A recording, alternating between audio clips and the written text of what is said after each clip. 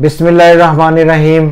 अस्सलाम वालेकुम नाजरीन, कैसे हैं आप देख रहे हैं मेरा YouTube channel astrologer Mauzam Khan और मैं हूं मौज़म ख़ान। आज हम आपके सामने एक और नई वीडियो लेकर आई हैं। ये ज़रा थोड़ी लंबी है, मगर ये अगर आप वीडियो पूरी तसल्ली से देख लेंगे तो आपको काफ़ी सारा इसका फ़ायदा हो जाएगा और आपको एक समझ के कई एक खाने जो हैं वो शायद खुलने शुरू हो जाएंगे। मैंने देखा है बहुत सारी वीडियोस आजकल आ रही हैं कि दुआ की कबूलियत का टाइम बताते हैं लोग। आज हम इस पर बात करेंगे थ्रू एस्ट्रोलॉजी। तो मैंने इस वीडियो का नाम रखा है दुआ की कबूलियत की घड़ी और एस्ट्रोलॉजी। सबसे पहले हमें इस बात को समझना बहुत ज़रूरी है कि हम जिस चीज़ के डिस्कस कर रहे हैं, जिस चीज़ पर डिस्कस कर रहे हैं वो एस्ट्रोलॉजी है, यानी कि एस्ट्रोलॉजी से हम ये बता रहे हैं। एस्ट्रोलॉजी को समझने के लिए पहले तो ये बात है कि हमें ये समझना बहुत ज़रूरी है कि एस्ट्रोलॉजी एक लैंग्वेज है या एक इन्फ्लुएंस है।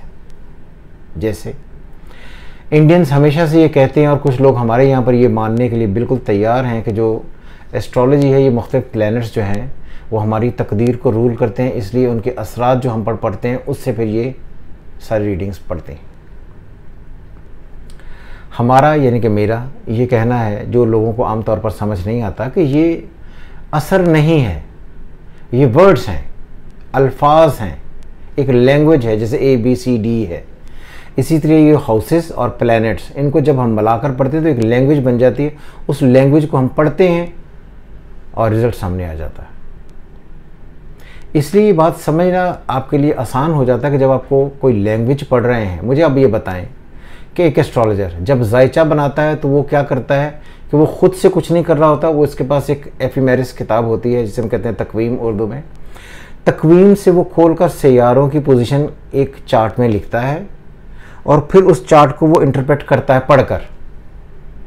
जब आप एक चार्ट खोल रहे हैं जिसमें आपने एक जगह से फेवर ली है कि आपने वो प्लैनेटरी कंडीशन वहाँ से ली है, फिर आपने उसको पढ़ा है, फिर आपने उसको पढ़कर एक इंटरप्रिटेशन दी है, तो यहाँ पर कोई इन्फ्लुएंस की बात हुई या कोई ऐसा आपने गैजेट यूज़ किया जिसकी वजह से आपको ये लगे कि आपने गैजेट यूज़ करते हुए कोई असरात जो इंसान पर पड़े थे उसको आपने मापा और मापने के बाद आपने वो चीज़ थ्रो कर दी। जिस तरह एक आदमी को अगर बुखार है तो आप थर्मामीटर लगाकर चेक करते हैं, ये गैजेट है उसकी चेक करने के लिए। मगर जब आप खुद से ही एक चार्ट बनाकर, अपने हाथ से चार्ट बनाकर ड्रॉ करके उसमें प्लैनेटरी कंडीशन जो पहले से ऑलरेडी लिखी हैं उनको ऐड करके खुद से पढ़ते हैं, तो यहाँ पर तो इन्फ्लुएंस रहा ही नहीं। तो इसीलिए मैं ये बार बार कहता हूँ कि एस्ट्रोलॉजी एक इल्म है, ये असरात का नाम नहीं है। इसलिए जो दुआ की घड़ी है उसको एस्ट्रोलॉजी में पढ़ने के लिए आपको असरात की ज़रूरत नहीं है। क्लियर? अब ये हो गया कि एस्ट्रोलॉजी बेसिकली क्या है। अब आपको ये बात समझ आ गई है कि एस्ट्रोलॉजी जो है वो एक असर नहीं है, वो एक इल्म है और उस इल्म की वजह से आप सारी इंटरप्रिटेशन करते हैं। अब आ गया कि इंसान की तकदीर और दिन पढ़ना कि आज के दिन कौन सा वक्त उसके लिए अच्छा होगा। इसमें 2 किताबें मैंने भी पढ़ी थी जिसमें है कि ऐसे लिखी, कराची की लिखी हुई हैं, जिसमें है कि आपने जो औकात हैं वो यानी कि लम्हे हैं जो उनकी तकसीम करके तो उनको पढ़ते हैं, तो जिससे आप ये कहते हैं कि जी ये दिन आपका कैसा रहेगा। क्लियर? दिन की डिवीज़न की जाती है। अब जो किताबें पाकिस्तान में छपी हुई हैं, वेस्टर्न एस्ट्रोलॉजी में छपी हुई हैं, उनमें राहु काल का जिक्र नहीं होता। राहु काल एक ऐसा ख़ास वक्त है जो दिन में ऐड करके तो आप इल्मुल सात को पूरे तरीके से अप्लाई करके तो पढ़ लेते हैं। इसमें भी आपने पढ़ा, आप पर असर नहीं हुआ, इसलिए इल्मुल सात की जो किताबें हैं वो आपको एक टाइम फ्रेम बता देंगी। इसमें टाइम में ये प्लैनेटरी कंडीशंस होंगी, ये प्लैनेट्स अगर आपके बाय बर्थ वीक हैं तो क्या होगा, अगर पॉजिटिव हैं तो क्या होगा। अब मैं आपको बड़ी हैरानकुन बात एक सुनाने लगा जो आपको बड़ा इंटरेस्टिंग, आपका इसमें इंटरेस्ट जगाएगी। आप सबके घरों में अगर आप खोलकर भी देखें, हर एक के घर में सही मुस्लिम या सही बुखारी पड़ी होगी, तकरीबन हर मुसलमान के घर में होती है।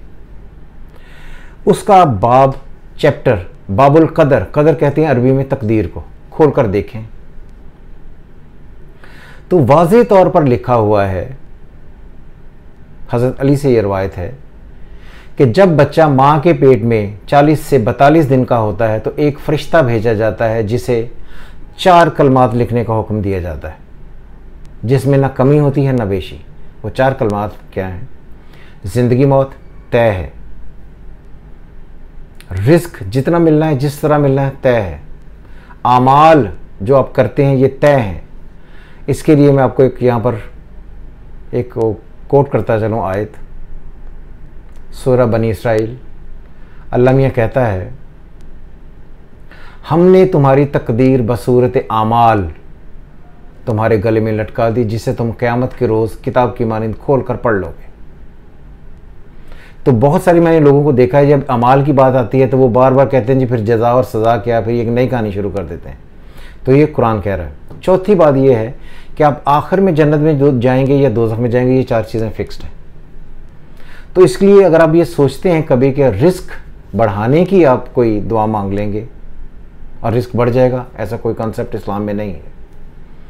अगर आप ये समझें कि ज़िंदगी मौत यानी कि मौत आ रही है तो आपको ऐसा करें कि मौत टल जाए, पॉसिबल नहीं है। आपके अमाल जो उसने तय किए हैं, जिसे आपने हर हाल में गुजरना है, आपने करना है, तय है। जन्नत में जाएंगे या दोज़ख में जाएंगे, ये 4 चीज़ें फिक्स्ड हैं। इसे कहते हैं तकदीर मुतलक, फिक्स्ड। जो आप दुआएं करते हैं ये तकदीर मुअल्लक है, ये अल्लाह की मर्ज़ी है कि वो इस चीज़ को माने या ना माने, और माने तो उसकी मर्ज़ी है, ना माने तो भी उसकी मर्ज़ी है। क्या पैगंबरों ने दुआएं अपनी ज़िंदगी में नहीं की?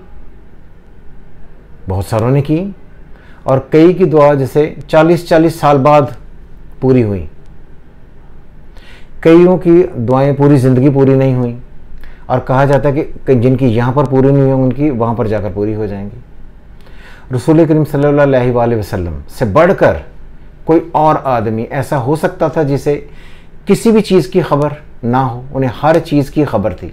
उन्होंने भी अपनी ज़िंदगी में दुआएं मांगी। क्या उनकी ज़िंदगी में जो इवेंट्स आए, उन्होंने जो भुगते, क्या उनको दुआ की कबूलियत का वक्त मालूम नहीं था?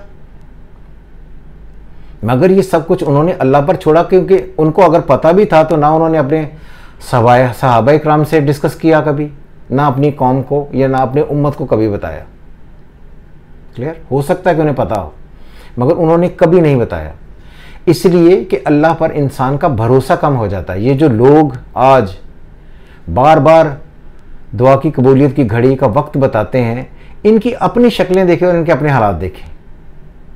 इनके तो सबसे ज़्यादा खुशहाल होना चाहिए था, क्योंकि इनकी हर दुआ कबूल होनी चाहिए थी। इन्हें तो सबसे ज़्यादा पता है, इनकी जो अपनी ज़िंदगियाँ गुजरी हैं सबको पता है। उस वक़्त इनके ये अमाल या ये इनकी ये जो उनको कड़ी घड़ी की जो उस वक़्त ख़ास टाइम में इनको पता था, तो ये उस वक़्त यूटिलाइज़ क्यों नहीं कर सके? इसलिए ये ऐसा कोई कंसेप्ट इस्लाम में नहीं है। नंबर 2, अगर सबसे बड़ी मिसाल इसकी ये है कि रमज़ान शरीफ हर साल आता है, आखिरी अशरा शुरू होता है 20 के बाद, 21, 23, 25, 27, 29। रसूल करीम ने कहा कि इन ख़ास ताक रातों में आप शब कदर को तलाश करो। अगर उन्हें शब कदर का पता होता, उस ख़ास चीज़ का पता होता, तो वो लोगों को बताते? किसी को मालूम है? किसी को मालूम नहीं है। तो मुझे ये बताएं कि ये जो लोग दुआ की घड़ी कबूलियत का वक्त ढूंढते हैं, तो इन्हें नौज़बिल्लाह अल्लाह माफ़ करे, अल्लाह माफ़ करे, अल्लाह माफ़ करे, नौज़बिल्लाह, ये तो उनसे फिर ज़्यादा आगे हैं। इन्हें तो हर चीज़ का पता होना चाहिए। मेरी रिक्वेस्ट है गवर्नमेंट से कि इनको जब भी कभी अब रमज़ान आने वाला है तो इनको बिठाकर सबको ये पूछें कि वो 27 है, 25 है, 29 है, 21 है, 23 है, कौन सी रात है? अब हम इनसे ज़रा पूछें, ये बताएंगे आपको, और साथ में कबूलियत की घड़ी भी बता देंगे। इसलिए ये जो रवायत है, इसको इस्लाम को इस्लाम ही रहने दें। इसको एक नया रंग देकर एक नए तरीके से अपनी दुकान चमकाने के लिए इस्तेमाल ना किया जाए, इससे लोग गुमराह होते हैं। मैं फिर आपसे पूछता हूं कि आपने अपनी ज़िंदगियों में बेहतरियां कर ली? आपने अपनी ज़िंदगियों को ठीक कर लिया? आपने जितनी ज़िंदगी में दुआएं मांगी कबूल हुई? आपको तो हर वक्त का पता था, हर दिन का पता था, हर घड़ी का वक्त का पता था कि कब ज़िंदगी में वो दुआएं कबूल होने वाली हैं। अल्लाह माफ़ करे, अल्लाह माफ़ करे, इन कामों से बचें। एस्ट्रोलॉजी एक तहरीर पढ़ने का नाम है, इसलिए मैं बार बार कहता हूँ कि एक एस्ट्रोलॉजर अल्लाह की पहले से लिखी हुई तहरीर पढ़ने की कोशिश करता है।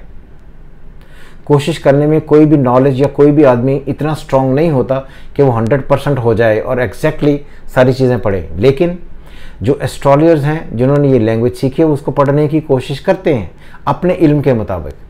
लेकिन उसे अगर आप इस टर्म पर ले आएँ कि दुआ की कबूलियत का वक्त आपको सबको पता है, तो इससे इज्तनाब करना चाहिए। मैं देखने वालों से ये रिक्वेस्ट करूँगा कि मेरी इस वीडियो को देखें और ऐसी तोहमात और ऐसी बातों से बचें जो इस्लाम से आपको दूर करती हैं, ताकि आप इन तोहमात में ना फंसें और अपनी ज़िंदगी को अच्छे तरीके से गुजारें। हमेशा की तरह खुदा हाफिज़। पाकिस्तान जिंदाबाद।